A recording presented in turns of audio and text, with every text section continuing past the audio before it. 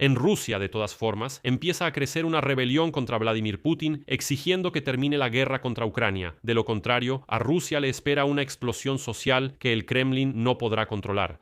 En la Duma estatal de Rusia ocurrió algo que hace apenas un año parecía imposible. Vladimir Putin se enfrentó a una rara exigencia pública de la Duma estatal para que presente un plan real para terminar la guerra contra Ucrania. Es decir, en la Duma estatal exigieron que Putin explicara cómo va a terminar esta guerra, que les muestre el plan y hacia dónde se está moviendo todo esto. Porque esas declaraciones sobre desnazificación, desmilitarización, nazis y todo eso, pues son puras tonterías. Incluso los rusos más mugrosos ya empiezan a entenderlo. Desde la tribuna de la Duma estatal se pronunció una frase por la que, hasta hace poco, uno podía enfrentar cargos penales en Rusia.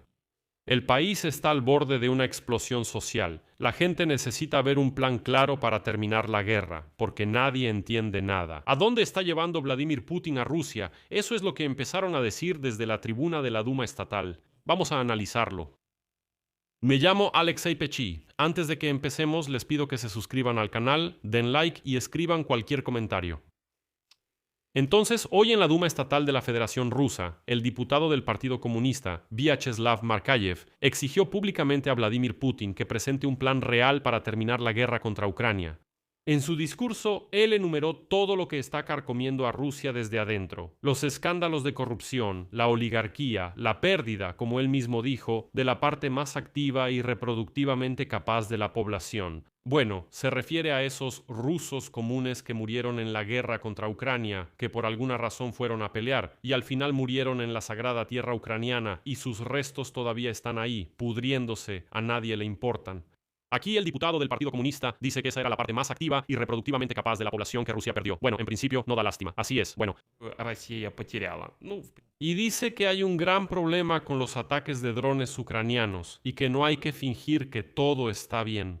Bueno, y luego este diputado del Partido Comunista dijo lo principal. Cito: "Se acabó el tiempo de las ilusiones. El país está al borde de una explosión social". Y agregó que la culpa de esto recaerá precisamente en el poder gobernante arraigado, representado por el régimen de Vladimir Putin. Si la situación no cambia, dice él, la agitación social y el caos serán cada vez más probables y Occidente inevitablemente se aprovechará de esto. Y Markayev no está solo en esto. El asunto es que él solo continúa la lista de figuras públicas que se apartan de la línea oficial de Putin. A finales de mayo, otro diputado del mismo partido, Renat Suleimanov, pidió el fin inmediato de la guerra, afirmando que la economía no soportará su continuación. Y antes de eso, un antiguo ferviente partidario del Kremlin, el llamado SED, el propagandista Ilya Remezló, se volvió contra Putin, llamando al presidente de Rusia criminal de guerra y ladrón.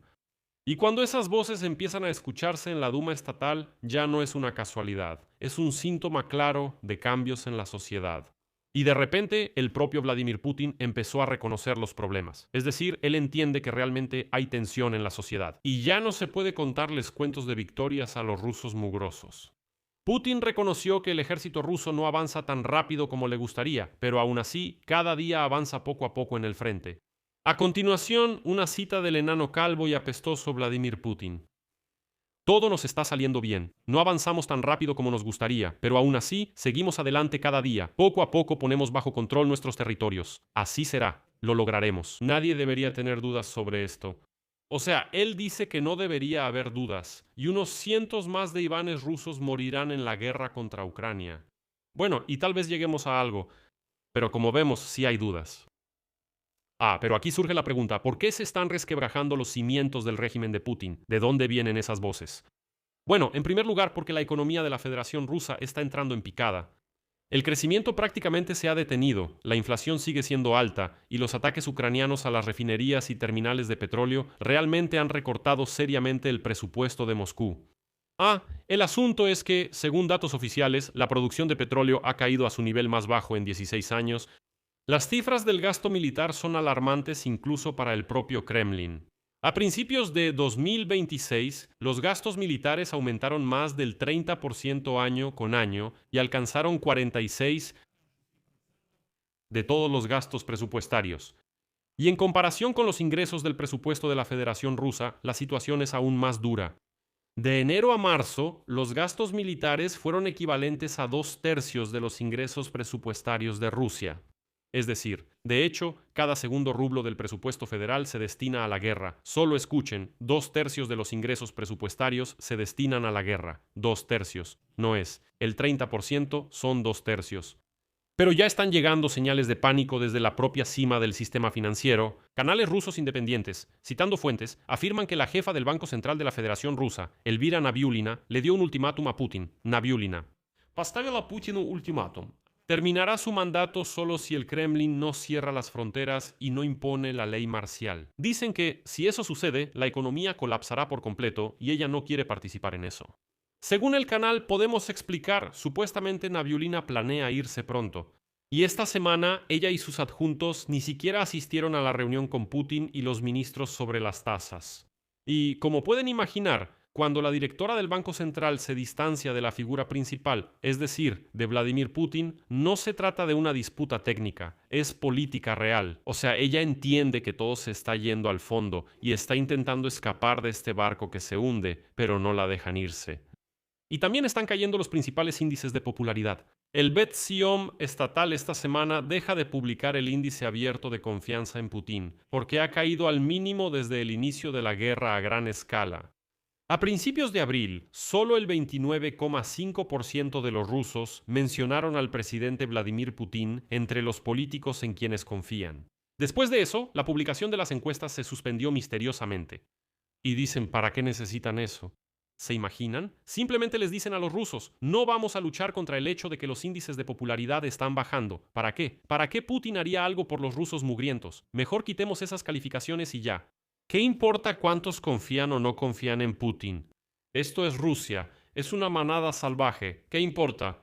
Bueno, supongamos que salen y el 90% de los rusos dicen no confiamos en Putin. ¿Y qué? ¿Van a hacer algo? No, no van a hacer nada. Simplemente los seguirán enviando a morir a la guerra y ya. Así es toda Rusia.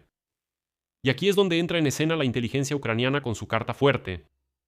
Zelensky hoy declaró que los servicios de inteligencia ucranianos obtuvieron acceso a documentos secretos que llegan directamente al escritorio del propio Vladimir Putin. Se trata precisamente de la calificación del jefe del Kremlin y del descontento de los rusos con sus acciones. Zelensky lo formuló de la siguiente manera. A Vladimir Putin rara vez le traen información completamente verídica y sin adornos, pero incluso lo que recibe permite sacar ciertas conclusiones, y la conclusión es aterradora para el Kremlin. Los llamados indicadores pronosticados de descontento de los rusos seguirán creciendo constantemente. Y ya están acostumbrando a Putin a la idea de que este crecimiento no se podrá detener y que no llegará a un punto de estabilidad. Hasta septiembre, cuando en Rusia están programadas las elecciones parlamentarias. Los servicios de inteligencia también informan sobre un aumento significativo del ánimo de protesta en las regiones, y de aquí viene la declaración más fuerte de Zelensky. Es posible que el acuerdo de paz ya no tenga que firmarse con Vladimir Putin.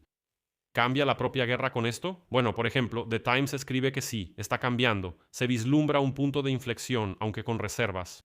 El optimismo de Kiev se basa en una evaluación de que Ucrania ahora está matando o dejando fuera de combate para siempre a más soldados de los que Rusia logra reclutar. La inteligencia militar ucraniana estima las pérdidas del enemigo en aproximadamente 30.000 al mes. La presión es alta, y en unos meses las pérdidas rusas bien podrían superar el reclutamiento de nuevos soldados, pero aún es pronto para llamar a esto un punto de inflexión. Ahora los drones FPV dominan el campo de batalla. Ucrania ha duplicado su objetivo de producción de drones, y la desconexión de Starlink para Rusia le dio a Kiev una ventaja única en la zona de 50 a 200 kilómetros. Es decir, estos son los ataques de alcance medio. Pero aquí está la paradoja clave, que no permite relajarse. A pesar de este murmullo en la Duma estatal, la caída en la popularidad y el Banco Central rebelde, Vladimir Putin no cambia de rumbo. El 12 de junio firmó un decreto para aumentar el ejército en casi 10.000 personas. Esta es ya la segunda expansión de las Fuerzas Armadas rusas en los últimos 4 meses. La opinión pública, como hace tiempo está claro, no le afecta en absoluto. Ha demostrado estar dispuesto a sacrificar simplemente a cientos de miles de soldados rusos. Y a él absolutamente no le importan. Lo que acabo de decir. Bueno, los rusos estarán descontentos. ¿Y qué? Y nada. Y Ucrania siente el momento y por eso va con todo. Y según los datos de la publicación Político, Kiev está pidiendo a sus aliados $20.000 millones adicionales para consolidar esta ventaja. La formulación del funcionario ucraniano es sumamente franca. Rusia está ardiendo. literalmente ardiendo. Y Kiev quiere que arda aún más, pero para eso se necesita financiamiento, para que todos esos drones y misiles que vuelan sobre Rusia, para que haya, bueno, decenas de veces más, para que Rusia simplemente arda en llamas. Así que sí, el motín en la Duma estatal es real. Ya se habla abiertamente del riesgo de una explosión social. En Rusia eso es importante. Pero mientras este subhumano, esta criatura, este perdedor Vladimir Putin en el Kremlin solo se escuche a sí mismo, pues ese límite sigue siendo solo palabras, nada más que eso. Lo repito una vez más. Incluso si 90 rusos están descontentos, ese rebaño no hará nada. Esperar que los rusos se rebelen o salgan a protestar es una completa tontería. Recuerdo el inicio de la guerra a gran escala y muchos en Ucrania tenían esa esperanza. Incluso el presidente Volodymyr Zelensky se dirigió a los rusos. Habló con periodistas rusos como diciendo, ¿qué están haciendo? ¿Ustedes entienden en qué va a terminar todo esto? Y así sucesivamente. Eso no tuvo ningún efecto. Bueno, los rusos o huyen de esa porquería de Rusia o apoyan al régimen de Vladimir Putin. Y además, quiero agregar un par de pensamientos propios. Recientemente me encontré con un comentario específico de rusos que viven en el extranjero. Y ellos dicen, ¿cómo podemos entablar un diálogo con los ucranianos? ¿Cómo podemos comunicarnos con los ucranianos en el extranjero? Dicen, bueno, nosotros no elegimos esta guerra. Miren, yo huí de Rusia en cuanto empezó la guerra. Huí de Rusia y ahora no vivo en Rusia.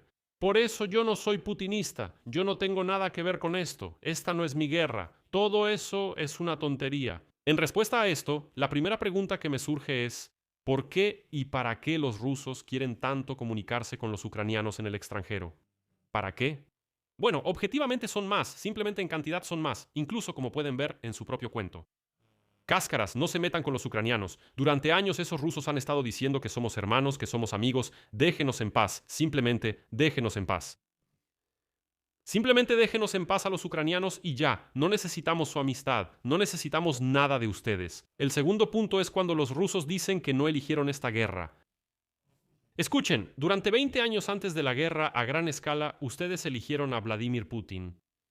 Después de 2014 ninguno de ustedes lo condena. Nadie condenó la toma de Crimea. Nadie condenó la masacre en Donbass que los rusos organizaron, enviando rusos allí para luchar contra Ucrania.